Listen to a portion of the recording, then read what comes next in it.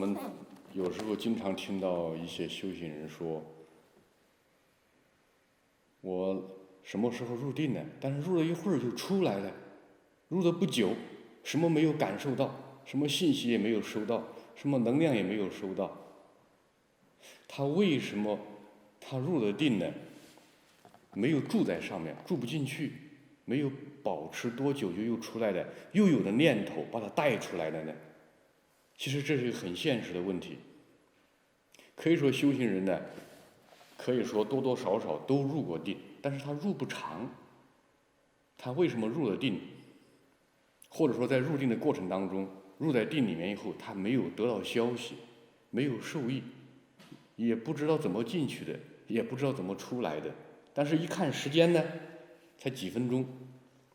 有时候可能是半个小时，但是你问他这半个小时有什么受益，他什么也不知道。真正的入定了以后啊，他是清醒的，是有所得的，是有所知的。因为你不是带着觉知入定的，所以你住在禅定里面，你什么信息啊、能量啊都得不到。你是一种无知无觉的情况下撞着入定进去的，所以你就不知道怎么住定。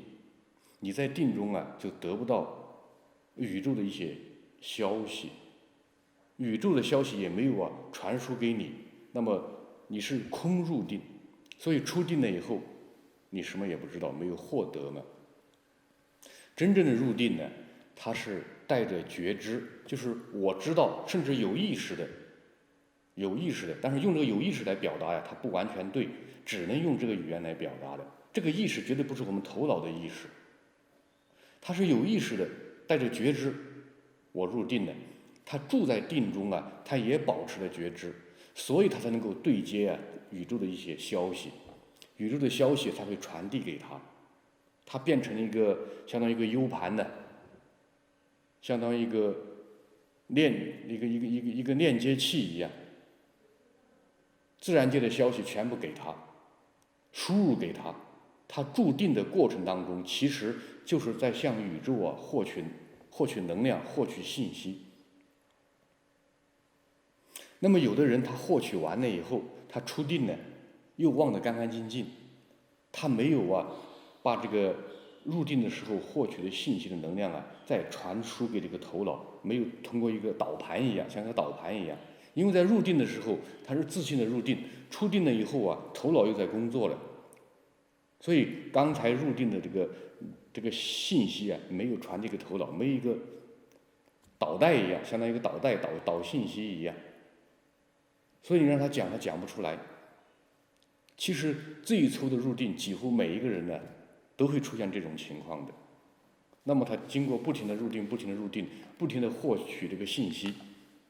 他就会和头脑衔接的。那么他通过屡次的入定了以后其实这个时候的头脑，他已经不是没有入定之前的严格意义上的头脑了，他的头脑也产生了质的变化了。可以说他这个时候你看上去是头脑，其实他的头脑已经和自信融为一体了，就变成一个东西了。他如果成了这种情况，他再入定，获取的能量出定了以后，就直接可以讲给人家听的，就不存在还有一个导盘的这个过程的。那么在最初入定的时候，他为什么住的时间短，或者说是住完定了以后出来的又没有信息？他这个跟他的觉知的这个深度和广度，也就是和觉知的力量，是绝对是分不开的。如果他觉知的力量很薄弱，经不起这个大力量的碰撞，他一入定，他的觉知就丢掉了。当他觉知丢掉了以后，他入定的时候不知道我入定了，入多久也不知道。在入定当中的时候，对接这个信息宇宙向他输入信息，他也不知道，输没输进去，输多少他也不知道，输的什么信息他都不知道。当他这个出定的时候，他也不知道我是怎么出来的，所以他这个入定呢，就是白入定的。我们说叫做无记定。无记定就是因为他没有带着觉知入定，才叫做无记定。如果带着觉知入定的话，他不可能出现了无记定的。他觉知的功夫强，那么他入定了以后，他就能够长期住在这个定中。如果他的觉知很脆弱，别说他入不了定，他就是入了定了，他在定中经不起大力量的碰撞，他很快就昏迷的，所以他白入定。那么我们带着觉知入定的时候，就如同我们睡觉一样，比如说在没睡着之前，头脑有100个妄念，逐渐变成10个妄念，10个妄念变成1个妄念，1个妄念也没有了，只有觉知，就入了定了。那么当从这个定里面出来的时候，第一个碰的就是觉知，有觉知再升起1个念头，你就开始出定了；有1个念头再变成10个念头，你就完全的醒定了，就是出定了；有10个念头又变成100个念头，那就完全醒了，就像睡觉一样，完全醒了。刚开始你醒来，脑袋是不会思考问题的，但是你知道你醒了，过上1分钟，你脑袋就开始思考问题了。再过上3分钟以后，你脑袋就非常热闹了，就像开运动会一样，你就不得不起来了。那么这个入定呢，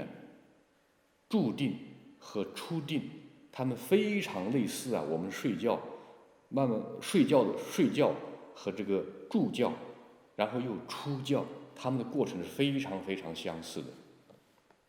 如果你在日常生活中，你学会了如何睡觉，如何住觉，然后如何醒觉，就掌握了如何入定、住定和出定。我们日常生活中，你睡觉怎么睡着的，你不知道了。你如果知道你怎么睡着的，你可能还不知道你睡着的。你如何醒来的，什么时候醒来的，你也不知道。当你知道的时候，你已经醒来了。为什么凡夫是这样呢？因为他缺掉了一个东西，缺了一个觉知，他没有苏醒，没有拿在手里。如果他把觉知拿在手里，他每天晚上他就知道怎么睡觉，怎么这个住觉，怎么又出觉，也就是醒觉的意思了。所以过去的祖师们呢，入定、住定和出定，就如同他这个睡觉、住觉、出觉一样，他们的整个流程呢，整个形式手法是一样的。那么对于一个入道的人来讲，他睡觉就是在入定，他住觉就是住定，他出觉就是出定。尽管他的身体在表象上有打坐、有入定、有睡觉，有醒觉，其实他这个觉知，任何一种形式下，他都在。你有了这个觉知，我们就称为没有入觉，也没有睡觉，没有入定，也没有出定。刚开始可能你的觉知没有办法成片成事，它是支离破碎的，所以你感觉到你在睡，感觉到又在醒，感觉到入，又感觉到出。当你的觉知成片成事了以后，你做任何一件事情，形式上是有入有出，有睡有醒。从另外一个状态里面，从另外一个境界里面，它这个画面呢，永远是如不动的，就是一个觉知的画面，是永远如不动的。从这个身体和日常生活中来看，它是有种种这个动向，种种动向。从这个隐态的境界来讲，它是没有动向的。那么你如何把这个觉知给训练出来？其实在我们日常生活中，任何一件工作都可以把我们觉知给训练出来。比如你走路的时候知道你在走路，你在甩手的时候知道手在甩手，你在摇脑袋的时候你知道在摇脑袋，在吃饭的时候知道吃饭。你做任何一件事情，你带着知来参与，刚开始带着知来参与，过了这个阶段，这个知没有参与，知看着你在做，在走路啊，在睡觉啊，在吃饭呢，在吵架呀。这是第二个阶段。第三个阶段你会发现，知在走路啊，在睡觉啊，在吵架呀，等等。但是，知做完这些事情以后，你会发现，这些种种的事情，走路啊、吃饭呐、打架呀、睡觉啊，它又没有留在知上，没有留在这个知上。这个时候才谈得上我做一切，一切又没有留在我上面。这个知是不是自信呢？它又不完全是自信，但它又是自信。其实这个知也是自信，也是我们的佛性，也是我们本来面目的一种表现形式。因为这个本来面目，这个佛性，它不能够直接表现出来，它只能通过这种觉知。比如说我的心呢没办法拿出来，但是我通过我的所作所为，通过一种事情，就把我的心呢全部体现得淋漓尽致了。就像一个风一样，你看不见，但是树叶子一摇摆就看到风呢，它必须借助另外一个东西，才能够把这个隐态的给体现出来。所以我说这个觉知啊，它不是本来面目，但它是本来面目往外显现的时候的一种手段，是它的一个化身。就像电一样，电子你是看不到的，但是安上灯泡，这个电一下子就来了。我们说这个电来了，你把灯泡一下掉，你说电走了，电走了吗？电还在这个电灯泡这个插座这个地方，你把电灯泡插座一插上，电灯又亮了，你说电又来了。其实这个电就在这个插座上，它没有来没有去的。